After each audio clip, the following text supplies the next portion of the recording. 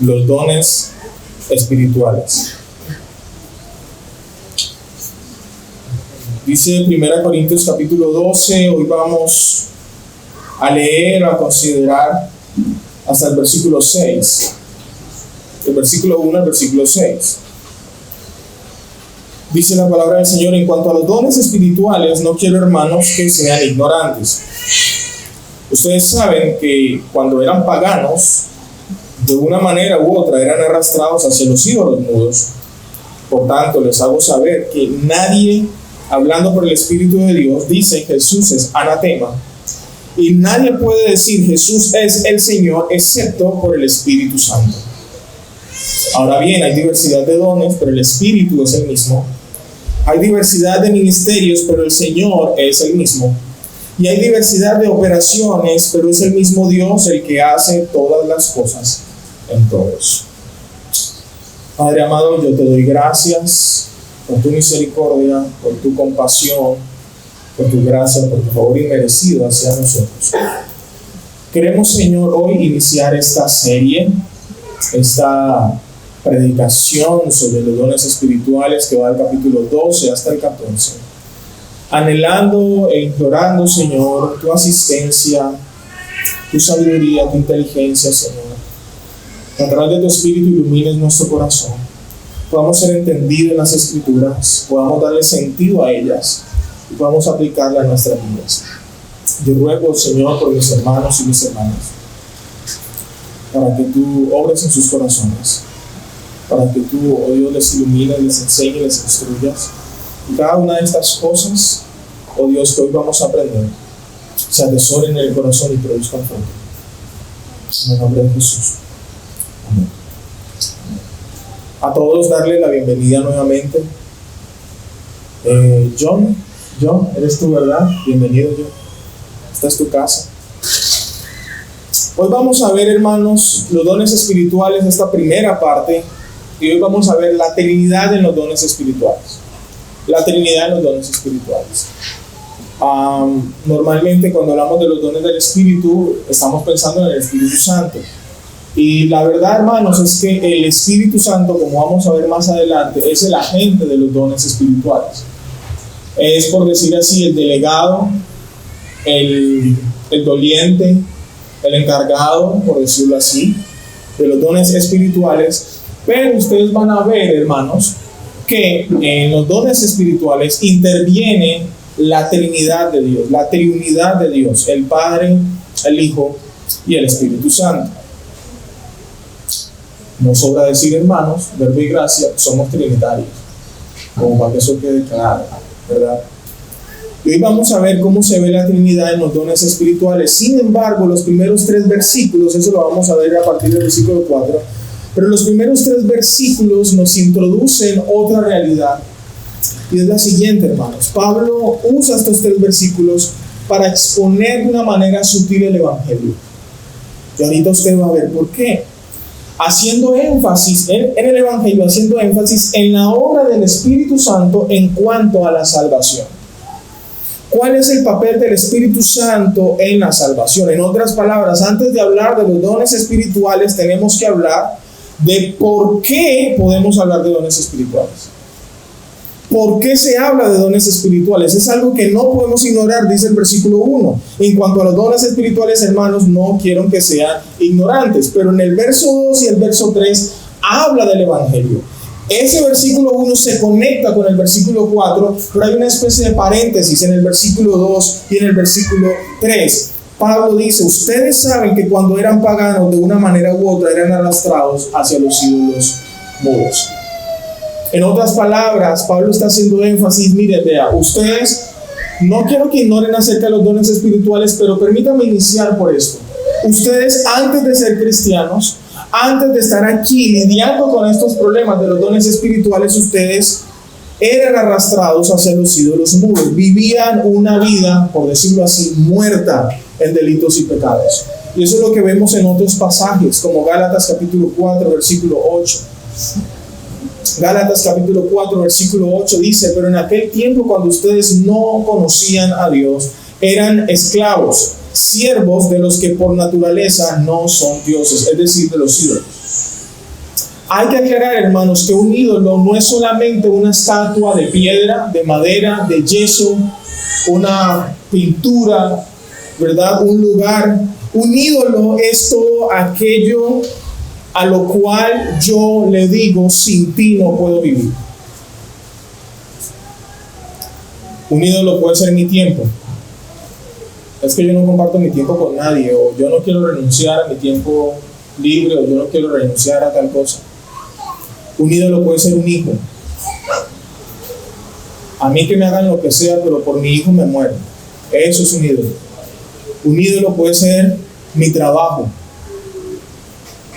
No puedo dejar de trabajar, no puedo vivir sin trabajar, voy a hacer lo que sea por trabajar, cueste lo que me cueste.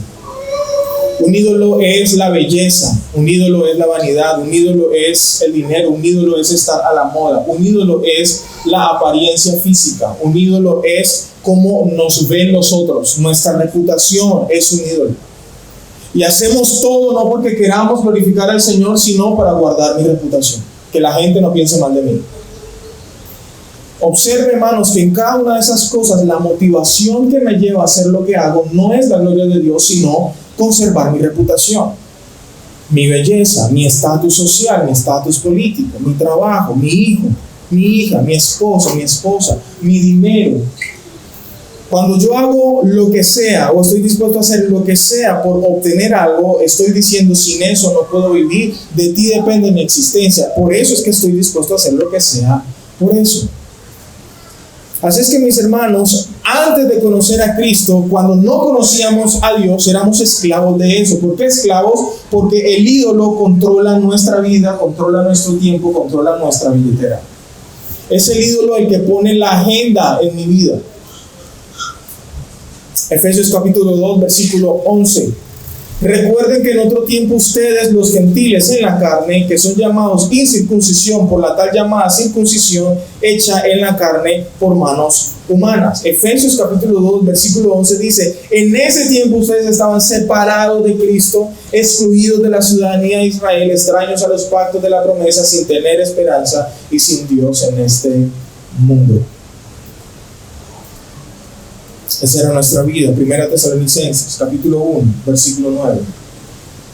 Primera Tesalonicenses, capítulo 1, verso 9. Pues ellos mismos cuentan acerca de nosotros, de la acogida que tuvimos por parte de ustedes y de cómo se convirtieron de los ídolos a Dios para servir al Dios vivo y verdadero.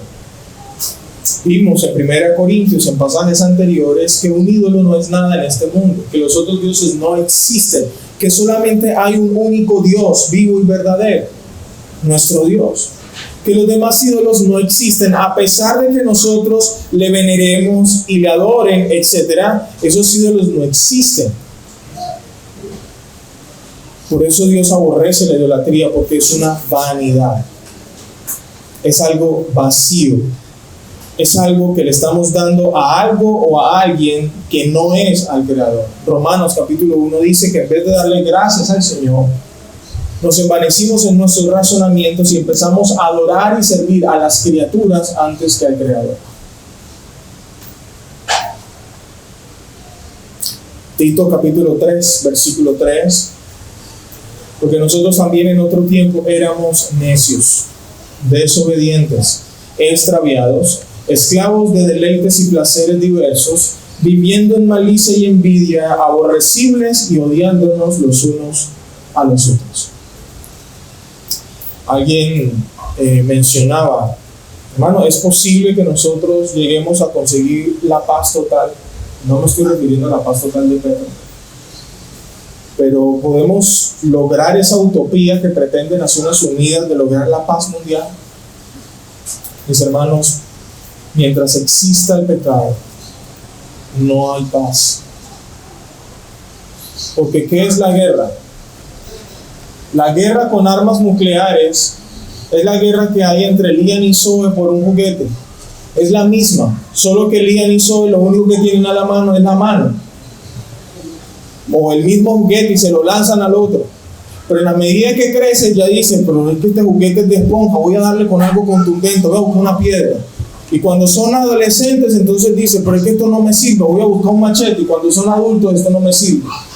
Las armas que se usan, los elementos para la guerra son simplemente una evolución, una transformación, pero en esencia, la raíz, la semilla del conflicto radica en el corazón del hombre, que busca imponer su voluntad sobre el otro. Queremos hacer lo que nosotros queremos, mis hermanos. Por eso es que aquí dice, éramos aborrecibles y nos odiábamos los unos a los otros. Y en esa guerra nos meten otras personas cuando nos dicen, tú estás así por culpa de fulano. Y nos enfrentamos entre grupos sociales, ricos contra pobres, blancos contra negros, indígenas contra caucásicos, profesionales contra analfabetas, gringos contra latinos. Y nos meten en esa guerra y atizan la guerra una y otra vez. ¿Pero por qué? Porque eso brota de nuestro corazón. El Señor lo dice. ¿De dónde vienen los homicidios, los adulterios? ¿De dónde vienen los asesinatos? Vienen del corazón. Santiago, hablando de la lengua, dice que cualquiera que pueda refrenar su lengua es una persona perfecta, capaz también de refrenar todo su cuerpo. Nuestra lengua es incontrolable. Santiago dice que es semejante a un fuego que se extiende en un incendio forestal. Es incontrolable. Y no podemos pretender creer que nosotros, de nuestra propia capacidad humana, vamos a lograr renacernos, por decirlo. Rehacernos, reestructurarnos, hacer una especie de ingeniería mental para transformar nuestras vidas y entonces no haber guerras y conflictos. Esto éramos nosotros, hermanos, desobedientes, extraviados. Los deleites y los placeres eran nuestros amos, nuestros dueños, nuestros señores. Ellos nos decían a nosotros cómo gastar el dinero el fin de semana. Ellos nos decían cómo gastar el dinero en ropa. Ellos nos decían cómo gastar nuestro tiempo. Ellos nos decían dónde buscar los placeres y les obedecíamos, seguíamos sus órdenes. Pero en todos estos textos se enfatiza algo, hermanos.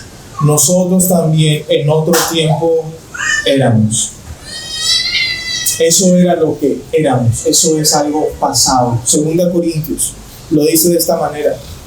De modo que si alguno está en Cristo, nueva criatura es. Las cosas viejas pasaron y todas son hechas nuevas. Una vez el Señor viene a nuestras vidas, esta vieja manera de vivir queda en el pasado. Las consecuencias de alguna de nuestras decisiones en el pasado nos van a acompañar por el resto de nuestra vida, sí, pero ya somos nuevas criaturas. ¿Por qué? Porque el Señor vino a nuestras vidas y nos salvó. Salmo 115, versículos 5 al 7, muestra, mis hermanos, ¿qué es un ídolo? Tienen boca, no hablan, tienen ojos, no ven, tienen oídos, no oyen, tienen nariz, no huelen, tienen manos, no tocan, tienen pies, no caminan, no emiten sonido alguno con su boca. Y más abajo, el texto va a decir, semejantes a ellos son los que lo hacen, todos los que en ellos confían. En otras palabras, en la medida en que tú ames el dinero, te conviertes en algo parecido. Si tú amas lo material, te vas a convertir en una persona materialista. Tú vas a tener ojos, pero no vas a ver. Vas a tener oídos, pero no vas a escuchar. Vas a tener pies, pero no vas a caminar.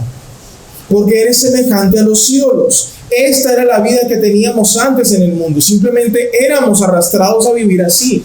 A nosotros en ese tiempo nos parecía algo normal, lo que cualquiera hace, lo que alguien busca hacer con su vida. En palabras de una chica con la que conversaba hace algunos años, no, yo me encuentro con fulano y pasamos un fin de semana sabroso, pasamos rico y él se va para su casa y yo para la mía y seguimos nuestra vida. Eso es normal. Precisamente porque tienen ojos, no ven, tienen oídos, no escuchan. Tito capítulo 3, versículo 4 al 7. A estos se les conocen como los peros de Dios. Cuando uno le dice al niño, hijo, hazme tal cosa, pero ese pero es horrible. Pero Tito capítulo 3, versículo 4 al 7 dice, pero cuando se manifestó la bondad de Dios nuestro Salvador. Ese pero es un pero glorioso, es el único pero que yo quiero escuchar. Cuando se manifestó la bondad de Dios nuestro Salvador y su amor hacia la humanidad, Él nos salvó, no por las obras de justicia que nosotros hubiéramos hecho, sino conforme a su misericordia, por medio del lavamiento de la regeneración y la renovación, escuche, por el Espíritu Santo, que Él derramó sobre nosotros abundantemente, por medio de Jesucristo nuestro Salvador, para que, justificados por su gracia, fuéramos hechos herederos según la esperanza de la vida eterna. Dios nos salvó no por obras, por medio de la regeneración, el lavamiento, la renovación por el Espíritu Santo, el cual Dios derramó sobre nosotros por medio de Cristo. Noten ustedes la Trinidad ahí. Dios nos salva a través de su Espíritu mediante la obra de Cristo. En nuestro texto, mis hermanos, hace especial mención el Espíritu Santo, haciendo un contraste entre quien tiene el Espíritu Santo y quien no lo tiene. Y esto era importante para entender el versículo 2. Ustedes saben, cuando eran paganos, de una u otra manera eran arrastrados hacia los ídolos mudos. Esa era nuestra vida pasada. Pero dice, por tanto, les hago saber que nadie hablando por el Espíritu llama a Jesús anatema. Parece que hay hermanos o personas en la iglesia de Corinto que están diciendo que la muerte de Jesús en la cruz del Calvario realmente fue una maldición. Y ellos lo hacen probablemente basados en Deuteronomio capítulo 21, 23, Gálatas 3:13, donde dice: maldito todo aquel que es colgado en un madero. Estas personas entendieron que la muerte de Cristo, lejos de ser el medio de salvación, fue el lugar donde una persona fue maldita. Estaban diciendo: Jesús es un maldito, Jesús está bajo maldición, Él no puede ser el Salvador. ¿Y qué es lo que dice Pablo? Mire, nadie que tenga el Espíritu Santo dice eso, afirma eso, confiesa eso. Si una persona entonces rechaza a Cristo como Señor, como Salvador, o simplemente no le reconoce ni siquiera como el Hijo de Dios, no tiene el Espíritu Santo.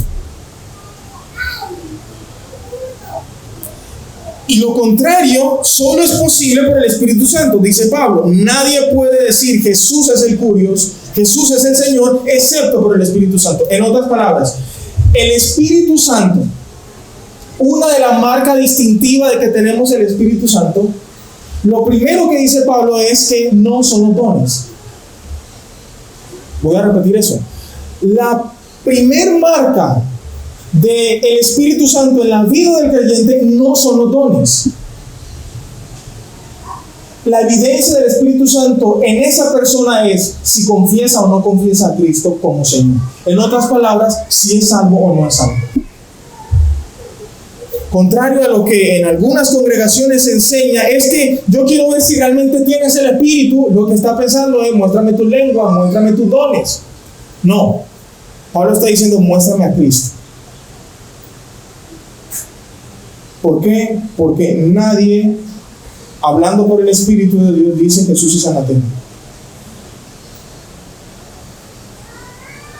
Y nadie puede decir Jesús es el Señor excepto por el Espíritu Santo. Mis hermanos, Mateo capítulo 16, versículos 16 a 17, y vamos a ver algunos pasajes de cómo el Espíritu Santo interviene en la salvación. Dice Simón Pedro respondió: tú eres el Cristo, el Hijo del Dios viviente. Entonces Jesús le dijo: bienaventurado eres Simón, hijo de Jonás, porque esto no te lo reveló ni carne ni sangre, sino mi Padre que está en los cielos. ¿Ustedes notan eso? Esa confesión, tú eres el Cristo, el Hijo del Dios viviente, no es una confesión netamente cognitiva, no es una confesión netamente intelectual, no es una confesión netamente vocal, de palabras para afuera. Para que alguien confiese que Cristo es el Señor, que Él es el Cristo, que Él es el Mesías, que Él es el Salvador, requiere una intervención de Dios.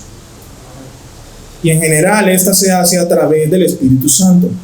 Juan capítulo 15, versos 26 y 27, Jesús dice: cuando venga el Consolador, el Espíritu Santo, a quien yo enviaré del Padre, es decir, el Espíritu de verdad que procede del Padre, observe, Él dará testimonio de mí. Y ustedes también darán testimonio porque han estado junto a mí desde el principio. ¿Qué es lo que hace el Espíritu Santo entonces? Dar testimonio de Cristo. Me lleva a Cristo, me muestra a Cristo y da testimonio de Cristo. 2 Corintios capítulo 11, versículo 4.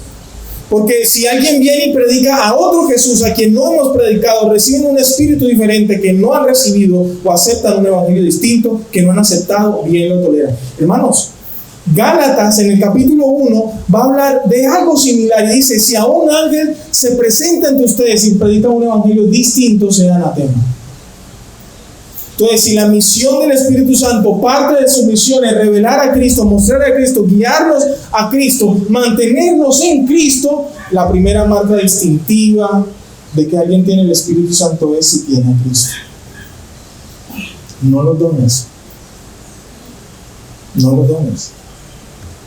Juan capítulo 3, versículo 3 al 5, Jesús contestó: en verdad te digo que el que no nace de nuevo no puede ver el reino de Dios. Primero, el que no nace de nuevo. Nacer de nuevo, la traducción literal es nacer de arriba, a nacer del cielo. Nicodemo le dijo: ¿cómo puede un hombre nacer siendo ya viejo? ¿Acaso puede entrar por segunda vez en el vientre de su madre y nacer? Jesús respondió: en verdad te digo que el que no nace del agua y del Espíritu no puede entrar en el reino de Dios. Es decir, sin la obra del Espíritu Santo regenerando nuestro corazón, yo no puedo ver el reino de Dios, yo no puedo entrar en el reino de Dios. Y si yo no puedo ver el reino de Dios y no puedo entrar en el reino de Dios, no soy salvo. Así de simple, hermanos.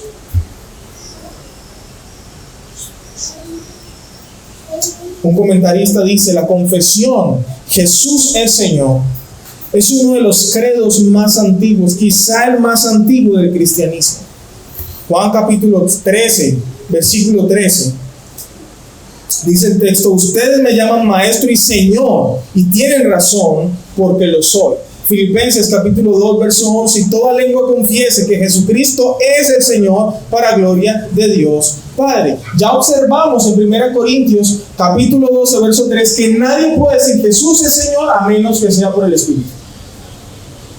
De manera que esta confesión no es simplemente una confesión que nosotros podemos decir: venga, pasen al frente, repita conmigo Jesús es Señor, y ya quedó salvado. Hermano, la confesión Jesús es Señor es el resultado del poder del Espíritu Santo en una persona, trayéndole salvación, regenerándole, dándole nueva vida. No es un cliché, no es palabras mágicas como abracadabra. Di las palabras mágicas, repite conmigo. Es una obra del Espíritu Santo. Los judíos, continúa este comentarista, que se convirtieron al cristianismo en el día de Pentecostés, creyeron que Dios había hecho a Jesús Señor y Cristo. Hechos 2:36. Los gentiles convertidos abandonaban su pasado pagano y juraban lealtad a Jesús como su Señor y Salvador. ¿Y por qué aquí habla de jurar lealtad? Porque para los romanos, en el Imperio Romano, el César era el Curios, el Señor. El César era una especie de Dios, un representante de Dios. Cuando entonces los romanos, los gentiles, juraban lealtad a Jesús como Señor, estaban diciendo: Jesús está por encima del César. Y para cada uno de ellos afirmar eso era casi una sentencia de muerte. Por eso es que en Romanos capítulo 10 dice que si confesares a Jesús como Señor con tu boca que Él es el Señor, y creyeres en tu corazón que Él levantó de los muertos, entonces serás salvo. En el contexto de los romanos, confesar a Jesús como Señor era prácticamente ir a la guillotina. Por eso, que alguien dijera eso realmente estaba convencido: Cristo es el Señor.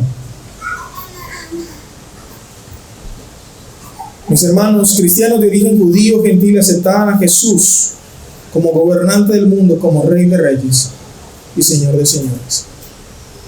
Esta era una confesión simple, pero no simplista. Sencilla, pero profunda. Cristo es Señor. Cristo me gobierna. Cristo reina en mi vida, mi familia, mis finanzas, mi trabajo, las artes que haga, mis palabras, mis decisiones, están gobernadas por Cristo. Eso significa que Jesús sea Señor. Así las cosas, mis amados, antes de hablar de los dones del Espíritu, debemos tener claro que quien tiene o ejerce estos dones primero es una persona salva, regenerada, y que por tanto confiesa a Jesús como Señor y Salvador. Y esto es bien interesante porque esto nos da una aplicación práctica inicial. A veces, yo no sé si ustedes asistieron a alguno de estos encuentros, una persona inconversa lo invitaban a una campaña y esa persona resultaba profetizando y orando y hablando en lenguas. ¿Por qué? Sí, mi hermano, pero mira, también la Biblia dice que había gente que no era profeta y resultaron profetizando. Sí, pero eso fue en el antiguo pacto. Estamos en el nuevo pacto. Y hoy tenemos mayor revelación, mayor iluminación, mis hermanos.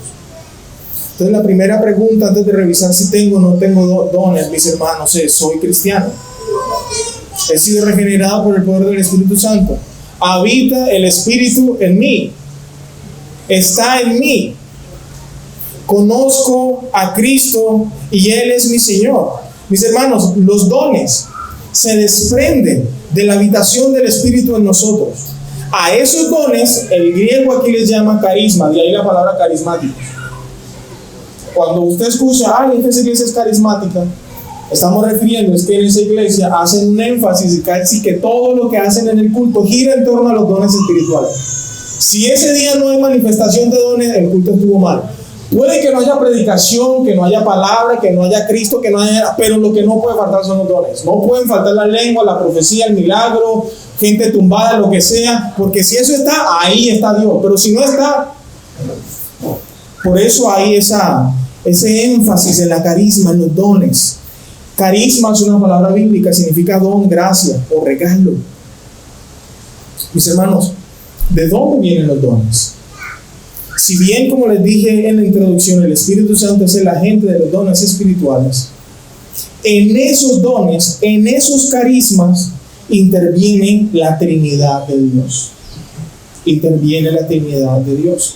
Y aquí vamos a ver en estos 3 versículos cómo está la Trinidad: el Espíritu Santo, el Señor Jesús y nuestro Padre. Versículo 4. Ahora bien, hay diversidad de dones, pero el Espíritu es el mismo. Dones, carisma. Hay diversidad de gracias. Hay diversidad de regalos, de dones. ¿Lo que significa eso? En la iglesia hay diversidad de dones. Eso lo da Dios. Pero en toda esta diversidad, a pesar de los diferentes dones que las diferentes personas reciben, el principio aquí es claro, es básico, es sencillo, hermanos. Todo eso proviene del mismo Espíritu. Una persona por tener un don X, no es que tenga un Espíritu Santo especial, y el otro por tener el don Y, entonces tiene otra clase de Espíritu Santo. Todos, a pesar de lo diverso, vienen del mismo Espíritu. Quiere decir que estos dones, hermanos, también tienen funciones distintas y que estaban distribuidos en la iglesia. De manera que cada creyente, hermano, y por eso es importante que usted esto se lo examine. Si usted es creyente, usted tiene al menos un don. Al menos uno. Otra cosa es que usted no querer tenerlos, ¿verdad? Porque claro, cuando uno se da cuenta que tiene el don, eso que te obliga a ponerlo al servicio. Y hay personas que no nos gusta servir, o no queremos servir, porque nos da miedo, porque nos da pena, porque eso es para otro, porque se sienten incompetentes, porque creen que eso es para super espirituales, porque etc. Pero hermanos, todos tenemos por lo menos un don. Hay personas que pueden tener varios dones, pero independientemente de eso, todos provienen del mismo Espíritu. ¿Eso qué significa también, hermanos? Que en la iglesia somos diferentes. Y en medio de la diversidad que podamos encontrar en esos dones, en medio de esa diversidad, seguimos siendo un cuerpo, seguimos siendo una iglesia. Una iglesia. De manera que los dones que nos da el Espíritu son para complementarnos los unos a los otros, y eso lo vamos a ver en los próximos domingos, cuál es la función de los dones, cuál es el objetivo de los dones.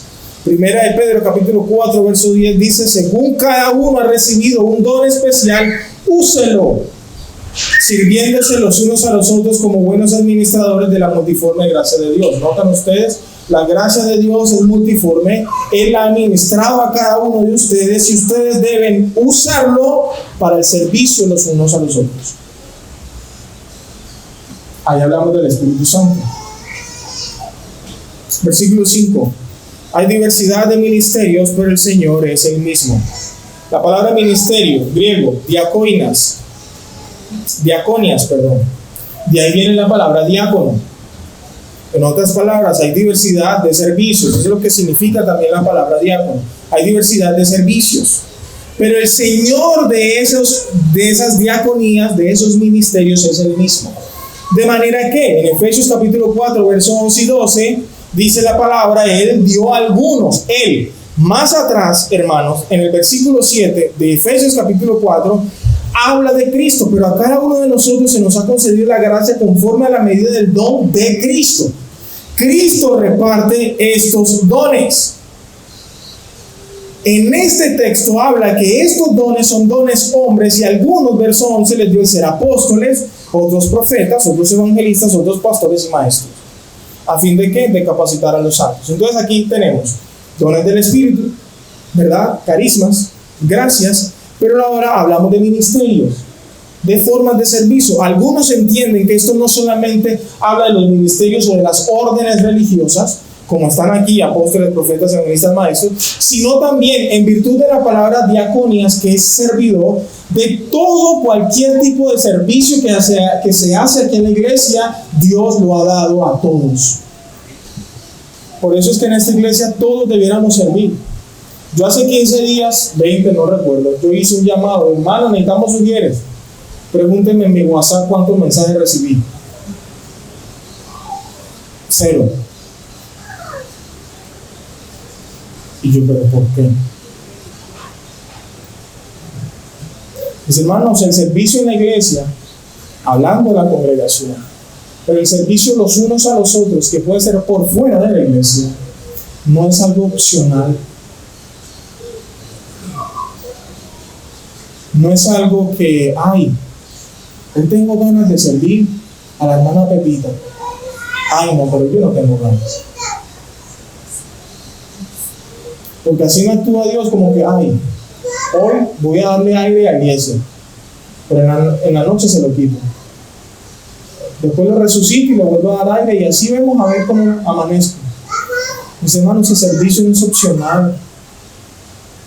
El servicio no es algo que nosotros hacemos de acuerdo a nuestro estado de ánimo, de acuerdo a si hoy me levanté con el pie derecho o el izquierdo, si se me quemó el arroz, si no se me quemó el arroz. No.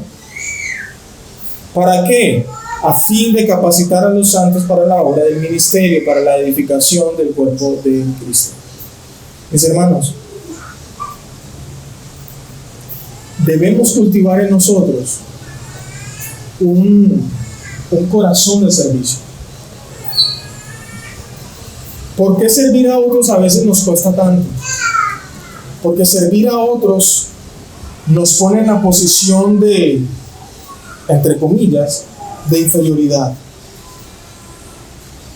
Nos hace sentir menos. Dar nos cuesta. Queremos recibir. ¿Cuántos de nosotros se sienten bendecidos cuando un hermano nos llama a orar por nosotros? Cuando un hermano llega a la casa cargado con 2 bolsas de plátano y dice: mi hermano, esto es para ti. ¡Pah!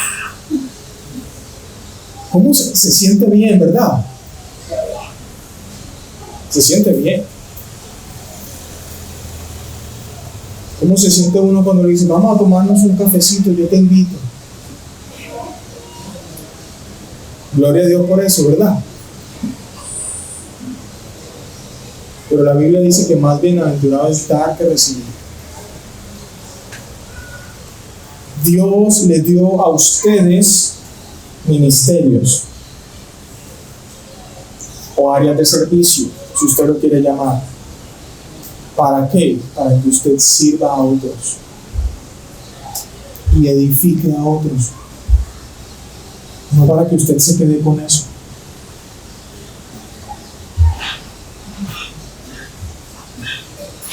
Finalmente el versículo 6 dice: hay diversidad de operaciones. Entonces el versículo 4 dice: hay diversidad de dones.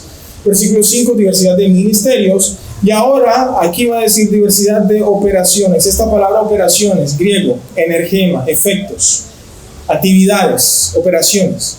Eso es lo que traduce la palabra. ¿Quién está detrás de esta diversidad de actividades, de operaciones? ¿Quién está impulsando esto? Dios, Padre. Hay diversidad de operaciones, pero es el mismo Dios el que hace todas las cosas en todo. Es decir, todas las cosas que pasan en la iglesia, todas las cosas que pasan con los hermanos, ya vimos que el Espíritu Santo está involucrado, Cristo está involucrado, pero Dios está involucrado en todo y en todos. Dios es el que está actuando. Juan capítulo 5, verso 17, pero Jesús le respondió: hasta ahora mi Padre trabaja y yo también trabajo. Padre, el Padre está trabajando en nosotros, está actuando en nosotros, está, ¿verdad?, operando en cada uno de nosotros. Efesios 1, 19 al 22. ¿Cuál es la extraordinaria grandeza de su poder para con nosotros los que creemos, conforme a la eficacia de la fuerza de su poder? Ese poder obró en Cristo cuando lo resucitó entre los muertos y lo sentó a la diestra en los lugares celestiales, muy por encima de todo principado, autoridad, poder, dominio y de todo nombre que se nombra, no solo en este siglo, sino también en el venidero. Y todo lo sometió bajo sus pies y a él lo dio por cabeza sobre todas las cosas a la iglesia. El mismo poder que resucitó a Cristo es el mismo poder que actúa en nosotros. El Padre resucitó a Cristo y con ese mismo poder actúa en nosotros. Colosenses capítulo 1, verso 29, con este fin trabajo, esforzándome según su poder que obra poderosamente en mí. ¿Notan ustedes? Pablo trabaja, se esfuerza, ¿verdad?, según el poder que Dios obra poderosamente en él. De manera que el servicio que hacemos en la iglesia, la forma como ejercemos los dones una vez somos regenerados a través del Espíritu Santo, es también producto del poder de Dios actuando a través de nosotros. Es quien nos fortalece, quien nos instruye, quien nos orienta, quien nos guía, quien nos impulsa. Colosenses capítulo 3, verso 11. Y en esta renovación no hay distinción entre griego y judío, circunciso e incircunciso, bárbaro, escita, esclavo, libre, sino que Cristo es todo y en todos. ¿Notan, hermanos? La Trinidad de Dios está inmersa en los dones espirituales: el Padre, el Hijo, el Espíritu Santo. Hay dones, hay ministerios, hay operaciones, pero sea lo que sea, en medio de esa diversidad, quien está detrás de eso es la Trinidad de Dios, siendo el Espíritu Santo el agente de esas actividades, el que está en medio de manera primaria, coordinando, impulsando, dando, ¿verdad?, la instrucción sobre el ejercicio de los dones espirituales.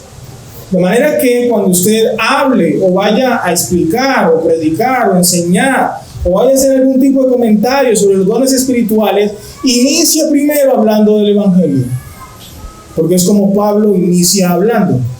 A menos que tú tengas el Espíritu Santo, y eso es lo que quiero que quede aquí claro, a mí no me interesa que una persona hable en lenguas, ni sane, ni haga prodigios y milagros. Lo primero que yo quiero saber de esa persona es si realmente es salva. Porque Mateo capítulo 7 dice claramente que en esos días, cuando venga el juicio, muchos dirán: Señor, en tu nombre hicimos milagros, prodigios y muchas cosas. Y Jesús dirá: apartados de mí, malditos, nunca los conocí. De manera que ni las lenguas, ni los prodigios, ni los dones, ni los ministerios son una evidencia de salvación. No son evidencia de salvación. Es que él habla en lengua, eso no significa que sea salvo. Es que él le alargó el pie al otro, eso no significa que sea salvo. Es que cuando él ora el dolor de cabeza se me va, eso no significa que sea salvo. Yo prefiero ir al cielo sin ningún don que irme al infierno con todos los dones. Y eso es lo que Pablo está aquí indicando. Y cuando empezamos a hablar de dones, una vez miramos si la persona es salva, tenemos que reconocer que aunque la gente es el Espíritu Santo, la Trinidad de Dios está involucrada en cada uno de los dones y de las operaciones y las cosas que se hacen en la iglesia como cuerpo, pero en la iglesia también como individualidad. Porque a cada uno se le ha dado su don, a cada uno se le ha dado la oportunidad de servir, hermanos. Entonces, mis hermanos, como he dicho, la Trinidad de Dios es dadora de los dones espirituales. En segundo lugar, el Espíritu Santo es el agente de la Trinidad para esos dones. Tercero, solo por el Espíritu alguien puede llamar a Jesús Señor. Y debemos entender, como lo dije ahorita, hermanos, la confesión Jesús es el Señor no es una confesión puramente intelectual, como que, ay, lo confesé y ya, como si fueran palabras mágicas. No, es el producto de la regeneración de nuestro corazón, de nuestra alma. Y por eso nosotros no podemos ir a la ligera, repetiste la oración de fe, no, ya eres cristiano. No, yo tengo que ver cómo crece esa persona, cómo camina, ¿verdad? Cómo avanza, de manera que por sus frutos yo pueda ver que efectivamente Cristo es Señor de la vida de esa persona. ¿Y cuáles son los frutos? Un carácter transformado que se va pareciendo cada vez más a Cristo, porque ¿cuál es la función del Espíritu Santo? Y eso lo vamos a ir viendo de manera más profunda en las siguientes predicaciones. El objetivo de Cristo, del Espíritu Santo, primordialmente es mostrar a Cristo, llevarnos a Cristo, alabar a Cristo, exaltar a Cristo. Él nos muestra a Cristo, nos revela a Cristo, nos guía a Cristo, nos convence de pecado para que vayamos a Cristo. Y una vez estando en Cristo, nos sostiene adorando a Cristo hasta que Cristo venga por nosotros. La profesión de fe, hermanos, no es meramente una afirmación intelectual. No. Cristo debe ser Rey y Señor de nuestra vida. No hay forma de que alguien afirme ser creyente y al mismo tiempo afirme que Jesús es un maldito por morir en un madero. Afirmar ello es equivalente a decir que la muerte de Jesús es una farsa. Esto nunca lo diría el Espíritu Santo. Por eso quien dice eso no tiene el Espíritu, no es salvo. Cuando una persona dice Jesús no es Dios, no es salvo. Pero se porta bien, es buena persona, va a un salón, no importa. Si no reconoce que Cristo es Señor, que Cristo es Dios, no tiene el Espíritu Santo. Por eso es que una persona que, por ejemplo, pertenezca a los testigos de Jehová no puede ser salva. Porque el Espíritu Santo para ellos no es Dios, es la fuerza activa de Dios, y Cristo no es Dios. Es simplemente un ángel que recibió un lugar de preeminencia, que murió y todo, pero no es Dios. Negar esas dos personas es negar la salvación. El Espíritu Santo, mis hermanos, en quinto lugar, es quien aplica la salvación a nuestras vidas. Él regenera, santifica, aplica la palabra, ilumina la palabra, muestra a Cristo, convence de pecado, nos da garantía de nuestra salvación, nos sella, nos bautiza, y eso lo vamos a ver más adelante. Todo eso lo hace el Espíritu Santo. Si Él no hace eso, no somos salvos. De manera que cuando hablamos del Espíritu Santo no podemos hablar simplemente de dones, tenemos que hablar de la salvación primero y de cómo Él obra en la salvación y en nuestra santificación, porque la santificación se hace a través y se ejercen en ese contexto los dones. Los dones no son el fin en sí mismos. De acuerdo con Juan capítulo 16, versículo 12 al 14, la misión del Espíritu Santo es mostrar a Cristo, llevarnos a Cristo, hacernos permanecer en Cristo, de forma que cualquier obra atribuida al Espíritu que no cumpla con ese propósito de llevarnos a Cristo, podemos afirmar con toda seguridad, es falsa. Y aquí voy a meter un poquito más de presión, ¿verdad? Cuando hablamos de manifestaciones espirituales, ¿qué es lo que nosotros vemos? Desorden y bulla, y quién dice y quién habla más, y aquí y allá, y Cristo no aparece ni por la esquina. Puede haber mucha algarabía, puede haber mucho grito, puede haber mucho tiemble, puede haber lo que sea, pero si ahí no se muestra a Cristo con confianza, yo puedo decir, eso es falso.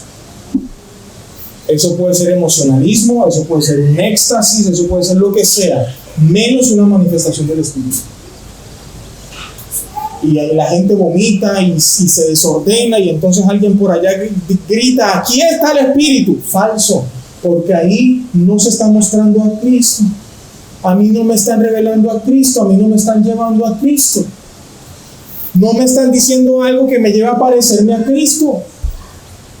Está pasando toda una serie de cosas que lo que busca es ensorbecer mi orgullo, mostrar mi nombre, exaltarme a mí mismo, hacer un desorden, etcétera, etcétera, menos llevarnos a Cristo.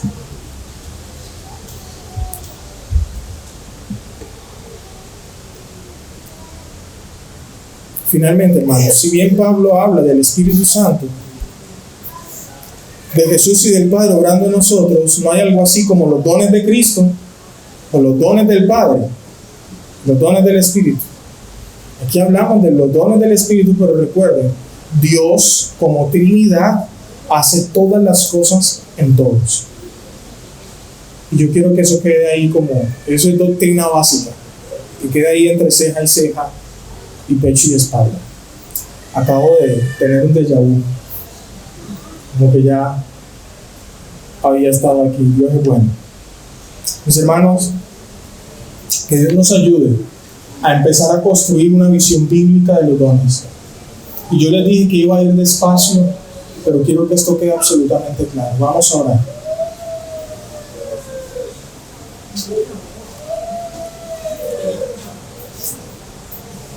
Padre, yo te doy gracias en esta mañana por mis hermanos. Gracias porque has sido bueno, porque tú nos salvaste. Gracias por el ministerio y la obra del Espíritu Santo en nuestras vidas. Gracias porque tú nos has salvado y nos has regenerado. Y hoy podemos decir que Jesús es el Señor por tu Espíritu, porque tu Espíritu habita en nosotros. Es por Él que reconocimos un día que éramos pecadores, es por Él que vimos a Cristo como nuestra única esperanza, es por Él que lo confesamos, es por Él que estamos siendo santificados. Es por Él, oh Dios, que guardamos la esperanza de la manifestación gloriosa de nuestro gran Dios y Salvador Jesucristo en su segunda venida. Perdona nuestros pecados cuando hemos atribuido acciones y operaciones a ti, cuando no son así. Y una manera en que lo podemos probar, mi Señor, es si nos lleva a Cristo. Obra en nuestros corazones, obra en nuestra mente, y que todo nuestro ser, oh Dios, gire en torno a tu palabra, y por ella podamos ser informados sobre qué cosas son del Espíritu y qué cosas no. Gracias, Señor, por los dones, los ministerios y las operaciones y actividades que haces en medio de esta iglesia. Gracias porque eres tú en cada uno de nosotros, inmerso en todo lo que hacemos acá. Para ayudarnos a adorarte, a exaltarte y a buscar tu rostro, de manera que podamos servirnos los unos a los otros con aquello que nos ha dado. En el nombre de Jesús.